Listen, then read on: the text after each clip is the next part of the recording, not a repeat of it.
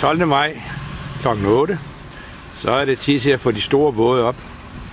Og marineren har lejet sådan en mobilkran til jobbet. Og den står sådan meget centralt ved vores nye spundsvæg. Kan nå ud og tage bådene op ad spundsvæggen og svinge dem over og sætte ved stativerne, der er lånt og står over bagved. Om en uge skal bådene så i vand igen.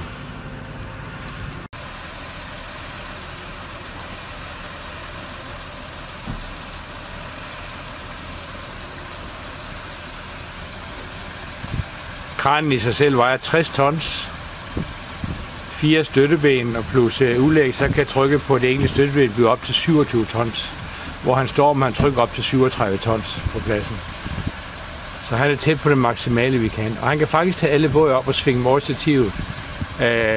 Den tungeste båd må dog ikke komme ud i et af yderstativerne, som de står nu. Og her kl. 11, 3 timer efter han startede, er der allerede sat 5 både på land. På række herover. Og den 6. båd, Dolphin, ligger klar.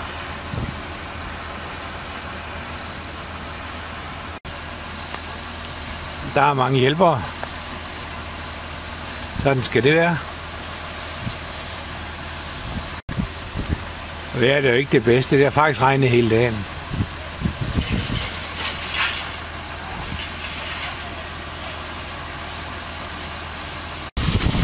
Og så kan der spules bund.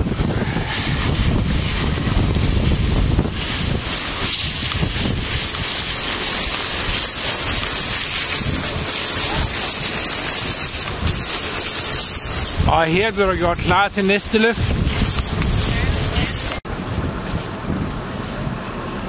Det er godt, der er stor vel i hæksen af det hele af. Det er det.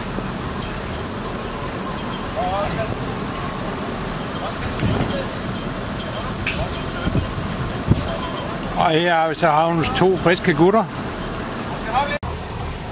Så er det Dolphins tur til at komme på plads.